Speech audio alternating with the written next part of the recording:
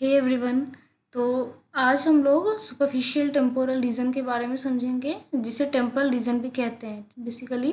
Okay, so this region is located near your auricle ear है। ठीक है, तो देखते हैं। This is a diagram. तो इस डायग्राम में देख सकते हैं आप, लाइक ये अपना यहाँ पे ईयर है और ये जो ग्रीनिश सर्कल है यहाँ पे सेकेंड वाला, और इसके रीजन ईयर रीजन के सारे पोर्शन सुपरफिशियल टेम्पोरल रीजन के अंडर आएंगे। ठीक है, नेक्स्ट कंटेंट। तो कंटेंट की बात करें तो first one is introduction, then layers of soft tissue in temple, then arterial supply, nerve supply, venous drainage, lymphatics and clinical anatomy. ठीक है, तो बेसिकली सुपरफिशियल टेम्पोरल रीजन है लाइक जो जिसकी बहुत कुछ स्कैल्प से मैच करती हैं। इसका nerve supply, arterial supply, venous supply and lymphatics जो भी है, this all things are same for the scalp, है ना। तो स्कैल्प में हमने वो सब डिस्कस कर लिया है, तो आप वो वीडियो जाकर देख सकते हैं और आपको सारी चीज़ें और क्लियर हो जाएंगी। Okay, so next move on to the introduction. So introduction part. It is the area between the superficial temporal line and zygomatic arch. Superior temporal line and zygomatic arch के बीच में जितना भी एरिया है वो अपना superficial temporal region है। तो देखिए ये डायग्राम है, ये अपना सुपरफिशियल टेम्पोरल लाइन है। ठीक है, सुपरफिशियल टेम्पोरल लाइन है और ये zygomatic arch, this is upper zygomatic arch और ये उसका लोअर वाला बॉर्डर है। ठीक है, तो ये जो है इसके बीच का जितना भी एरिया है, दिस होल एरिया, ठीक है, this whole area is superior superficial temporal reason.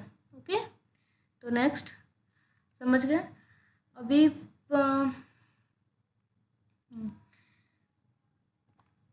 So greying of hair occurs first in this area, like कभी भी हमारा बाल जो ग्रे होता है ब्लैकिश से वाइटिश और जो भी है, तो वो जो भी होगा ना वो सबसे पहले इस रीजन में होता है। आप ये नोटिस भी कर सकते हो, लाइक हमारे बाल ओल्ड एज में या फिर जब एज बढ़ती है तो इस एरिया में लाइक सुपरफिशियल टेम्पोरल रीजन में बाल जल्दी वाइटिश होते हैं और ग्रे कलर के होते हैं। ठीक है, सो वही है। Next, layers of the soft tissue. तो this area contain the following 6 layers from the superficial to deep. Okay, 6 layers होते हैं लाइक सुपरफिशियल टू डीप, मतलब बाहर से हम लोग इनर की तरफ जा रहे हैं, अंदर बाहर से अंदर की तरफ जा रहे हैं। तो first layer is skin, second layer is connective tissue, third one is extension of the epicranial aponeurosis, fourth one is temporal fascia, fifth one is temporalis muscle and sixth one is the pericranium. Okay, so first these two layers, skin and connective tissue, both are similar as a scalp. okay, तो scalp के जैसा ही दोनों same होगा। Next देखिए, like इसमें लिखा है this two layers are same as in the region of scalp, means super skin सबसे ऊपर प्रेजेंट था जिसमें सेबेसियस ग्लैंड थे और स्वेट ग्लैंड थे जो हमने स्कैल्प में पढ़ रखा है, तो exactly same as this. And connective tissue था सेकेंड लेयर, जिसमें बहुत सारे इसमें सारे नर्व्स, आर्टरीज, वेंस उसी लेयर में प्रेजेंट थे। तो एग्जैक्टली यहाँ भी कनेक्टिव टिश्यू के लेयर में सारी arteries, nerves and veins present होंगी। ठीक है, so next, extension of the epicranial aponeurosis. So it gives origin to extrinsic muscle of the auricle, है ना। gives the like epicranial aponeurosis हमने पढ़ा था स्कैल्प में, जहाँ पे वो एंटीरियरली फ्रंटालिस मसल के साथ अटैच्ड है एंड पोस्टीरियरली ऑसिपिटालिस मसल के साथ अटैच है। ओके, तो वो जो अटैच है, अटैचमेंट ऐसे है तो वो थोड़ा सा लाइक लेटरली एक्सटेंड होता है। ठीक है, लेटरली हम लोगों ने ये भी पढ़ा था कि laterally it extended to the superior temporal line, तो वही बात यहाँ पे है, लाइक कि लेटरली ये एक्सटेंड होगा थोड़ा सा। और extrinsic muscle of the auricle, auricle जो ईयर है अपना, उसके जो अराउंड जो मसल्स होते हैं उसका ये ऑरिजिन प्रोवाइड करता है। ठीक है, तो हम लोग डायग्राम में देखते हैं इसको। See, this is the extrinsic muscle of the auricle. So ये जो रेड से इंडिकेटेड है ये अपना ऑरिकुलरिस एंटीरियर है, ये ऊपर वाला पूरा पोर्शन ऑरिकुलरिस सुपीरियर है एंड पीछे का जो पोर्शन है वो ऑरिकुलरिस पोस्टीरियर है। तो एज लाइक दिस अपना जो एक्सट्रिंसिक मसल है ऑरिकल का वो प्लेस्ड होता है। ठीक है, तो हो गया, ऐसे ही है। Then next, temporal fascia. Temporal fascia is the fourth layer, and it is attached above to the temporal line and below to the zygomatic arch, है ना. And inferiorly the temporal fossa is split into two layers which are attached to the inner and outer lips of the zygomatic arch. Basically यहाँ क्या कह रहा है कि ये temporal fossa जो है अपना, वो टेम्पोरल लाइन के थोड़ा ऊपर अटैच है, वहाँ से लेकर zygomatic आर्च जहाँ तक है अपना, तो वहाँ तक है ये, इसका एक्सटेंशन वहाँ तक है. ठीक है. तो और इन्फीरियर ये एक थिन लेयर होती है. ठीक है. Temporal fascia is a layer जो कि आपको जनरली दिखेगा नहीं, but as during surgical procedure आप उसको देख सकते हो. तो वो टेम्पोरल लाइन से स्टार्ट होके zygomatic आर्च तक आती है, और इन्फीरियरली नीचे की तरफ से जो है ये दो भाग में डिवाइड करती है, स्प्लिट इनटू टू लेयर्स में डिवाइड किया, and attach to the inner and outer layer. Like in zygomatic arch जो था अपना, उसका ऊपर के लेयर पे एक लेयर अटैच होगा और दूसरा लेयर उसके नीचे के आर्च से अटैच होगा. ठीक है. तो हम लोग डायग्राम में देखते हैं. तो ये अपना सुपीरियर टेम्पोरल लाइन है, तो इसके थोड़ा ऊपर से ये टेम्पोरल फासा रहेगा. ठीक है. एक्सटेंडेड. और नीचे की तरफ zygomatic आर्च की तरफ, तो zygomatic आर्च का लोअर लिप ये है. ठीक है. Lower side. ठीक है. ये अपना पूरा zygomatic आर्च है, इसका लोअर पार्ट ये हो गया एंड अपर पार्ट ये हो गया. ओके. तो ये टेम्पोरल फासा जो है वो यहाँ से स्टार्ट होकर zygomatic आर्च तक आता है, और फिर नीचे आकर ये दो लेयर्स में स्प्लिट करता है. लाइक पहला लेयर ऊपर वाले से अटैच हो जाएगा. ठीक है. और दूसरा लेयर नीचे वाले से आकर अटैच करेगा. ठीक है. तो ऐसे करके ये दोनों आर्च के दोनों बॉर्डर्स पे अटैच होते हैं. Okay. And the deep surface of temporal fascia gives origin to some fibres of temporalis muscle.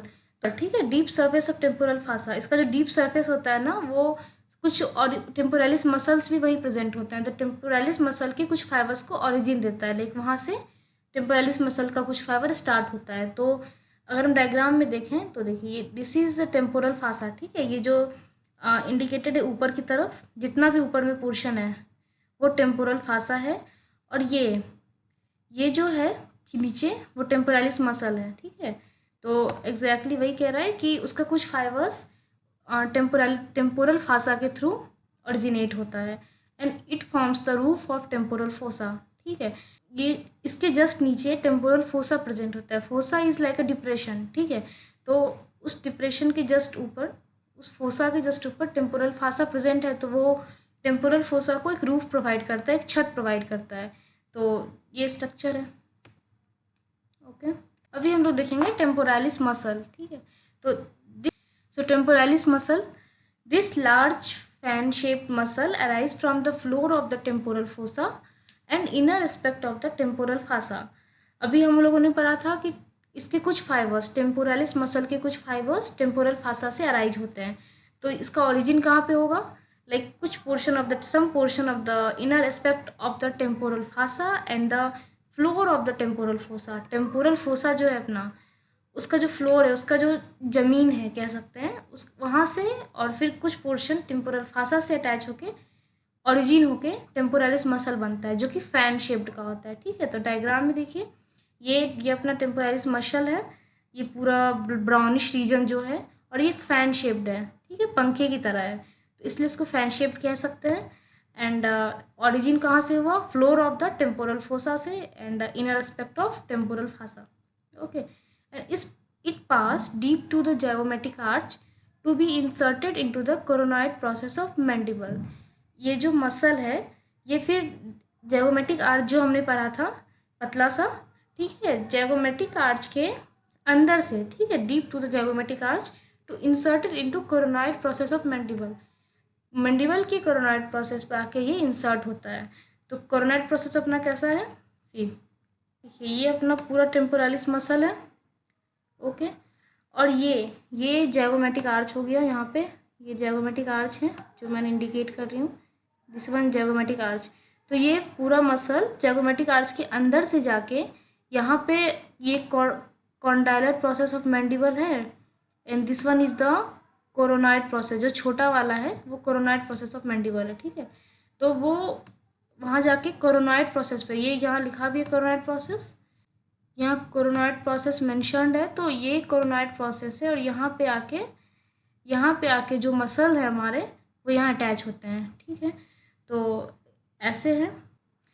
ये जो है ये ज़ाइगोमैटिक आर्च है यहाँ पे, ठीक है। और ये मैंडिबल है, पूरा नीचे का पूरा मैंडिबल है, ये मैंडिबल है और ये ज़ाइगोमैटिक आर्च है। तो मैंडिबल का जो ये ऊपर वाला पोर्शन है ना, जो जिसने ढका हुआ है, like this part in this part like temporalis muscle यहाँ पे आके इंसर्ट होता है, और ये कोरोनाइड प्रोसेस है और ये कॉन्डाइलर प्रोसेस है, ठीक है। तो ऐसे हैं।